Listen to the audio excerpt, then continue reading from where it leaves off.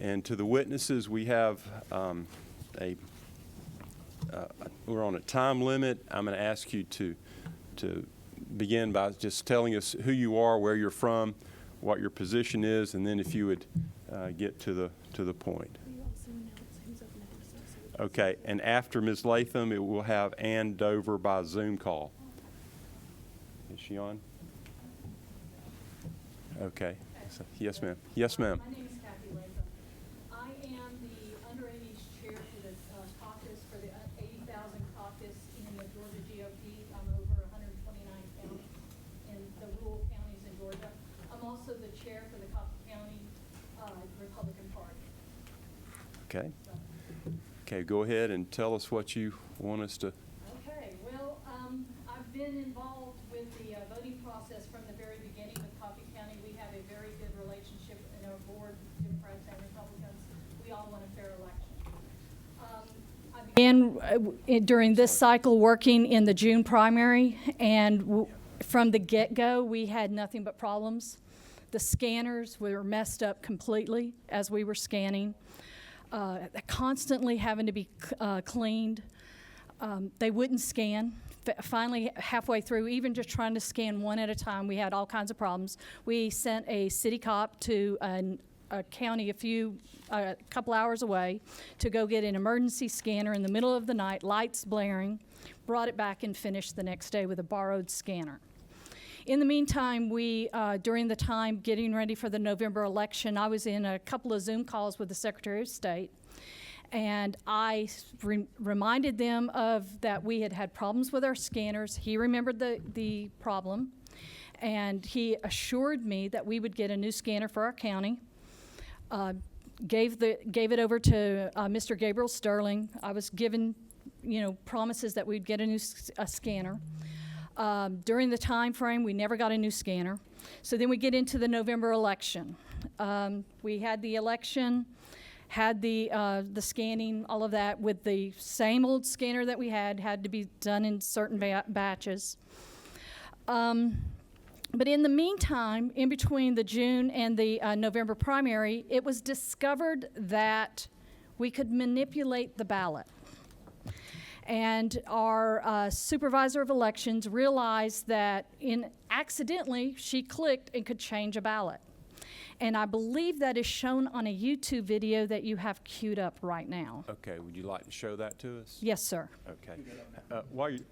Before you start, your microphone was not on when you told us who you were, and there are people that are listening by live stream. Could you just state that again for us, Yes, please? my name is Kathy Latham. Okay. I am the under 80,000 caucus chair for the Georgia GOP. I'm over the 129 rural counties of Georgia.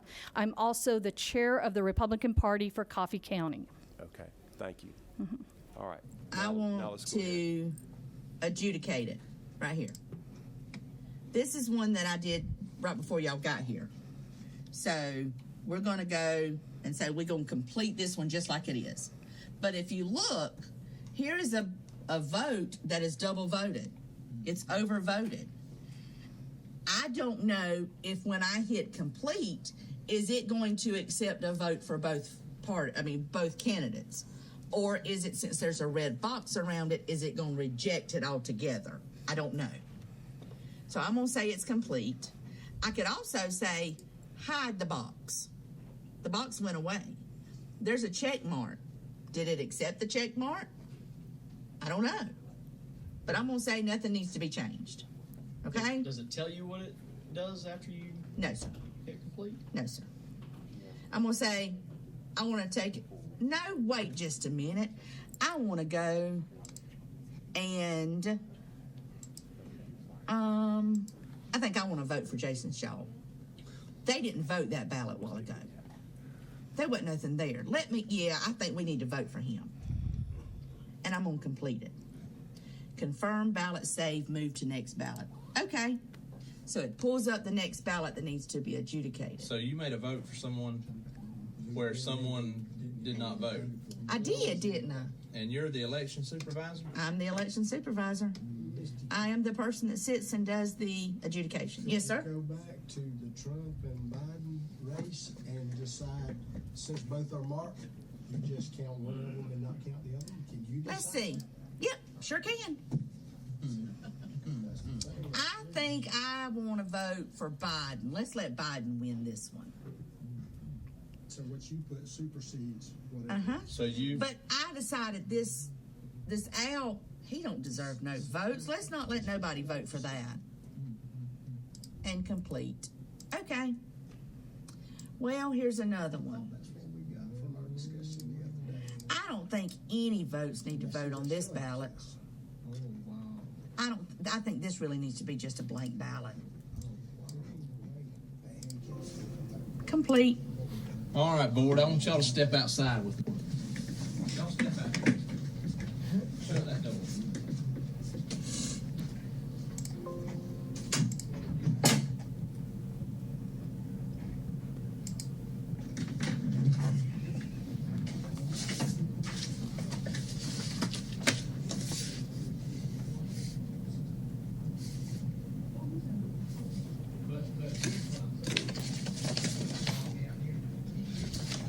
Was that it, or is there a little more?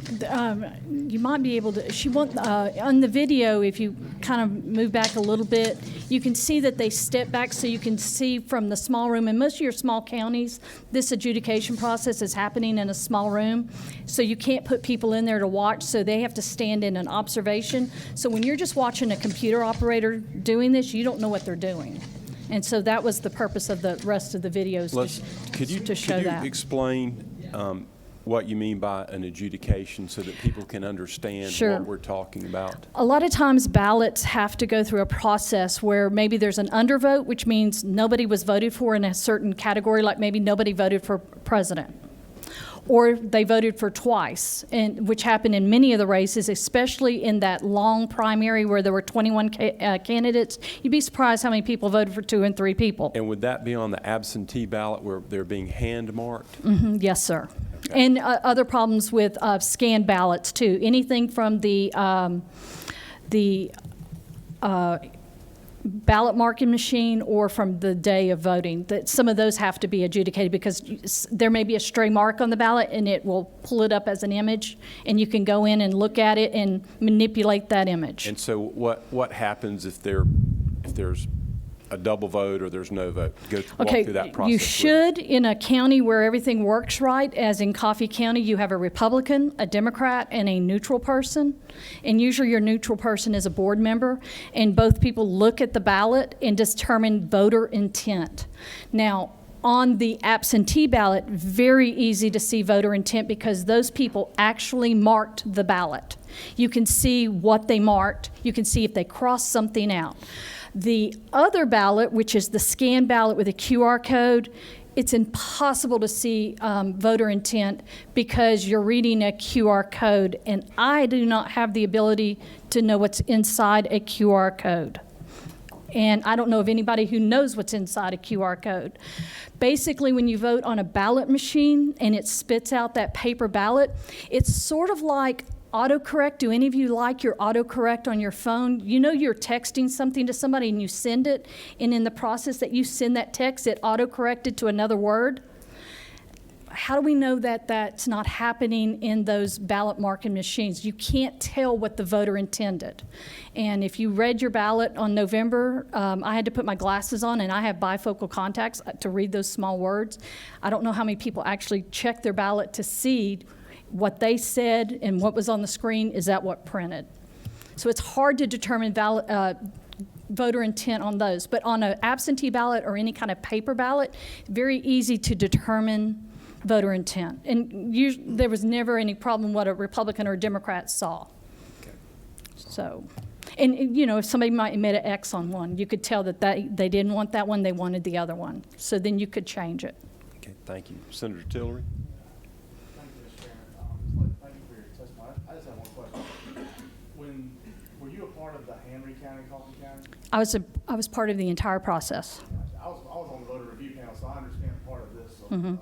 Thank you for helping others understand it. What was the hand recount? Or did it match the machine count in Coffee, or do you know? It was off by, I don't have the exact numbers. I have the printout here and I can look at it. And I can tell you what that was for Coffee County. Do you want me to look at that? I have it printed. We can talk about it later on. I was Okay. just wondering, because There was some variance. The big difference came in the recertification when we had to do the recount. we had So- heard something about that, and that's kind of what I thought you might be talking more about. And I can- I don't yes. understand where the numbers were different, and if the chairman would Yeah. indulge on the time, we've heard Yes. about that, but I'm not sure that I understand it, and I was just wondering if you The could problem briefly was, is explain they it. could never reduplicate what happened on election night, and every time they ran the numbers, they got a different number. Through the scanner? Yes, sir. How So- many times did that happen? 5 times. They ran 15,000 ballots 5 times. And you received 5 different numbers each? They sure did. Mr. Chairman, if I can ask another Yeah. question? I'm upset, and I know Georgians will be upset if it's one-off, so I'm not trying to Yes. diminish that at all. Do you know what the range was? Anywhere from, at one point, I'm trying to remember, I know that at one point Jorgensen had 100 extra votes. The variance was somewhere around 50, going back and forth. But the problem was they could never duplicate it. They couldn't get the same count twice in a row. Right. And you should be able to, at least but within one vote. And none of those machine counts matched the actual hand count later on, or do you know? No. Or nor election night results. Okay. Senator Heath? Ms. Latham, do you know if, when you adjudicate a ballot, does the Dominion system keep a record of that there was a ballot that had this, this is what it looked like before adjudication, and this is what it looked like after adjudication? I will say I'm not a computer expert, and do I know the Dominion system inside and out? No. However, I've been told there's no record. Our supervisor said she can see no record that she adjudicated X amount of ballots. And I do know that when we did the recount, we came up with one that was odd, and I went, oh, I remember we had to adjudicate. I just happened to remember that one because they wrote Jesus Christ down and misspelled Christ. So I happened to remember that one. And, that was one that came up that was different. But she said she can see no record on her end if there is any record of adjudication. So far as you know, you can't audit that process. You can't go back and review. Not that from the process. county end can we see that at all. Okay, thank you. Yes. Okay. Okay, well, thank you for making the long trip up here. Sure. We appreciate your time. Yeah, If I may ask a question. yes. Preston Halliburton, attorney of counsel. Giuliani legal team, Mr. Chairman, members of the committee. Kathy, as your attorney in the matter, obviously, we're asserting whistleblower status. There's been issues with other witnesses having been retaliated against after their testimony, so we're taking precautions to protect her in that matter, and I thank the committee for considering that. Ms. Latham, was that 15,000 you talked about, was that ever actually certified? We were never able to certify those results. So as we're sitting on election day, those 15,000 votes may or may not have counted, but after election day in the recount, do you have any way of knowing, as we see here today, if those actually counted in Trump's total or Joe Biden? Nobody's ever shown me that, and I've asked the question, and I got a shoulder shrug. I know that Coffee County certified election night, but we were never able to certify from the recount. And could you explain to the committee the ratio that you saw of the Trump ballots that, in your opinion, were not going through, whether that be accidental or intentional? Can you explain that process? Okay, during the recount, I was standing there. There was me, various volunteers throughout the day.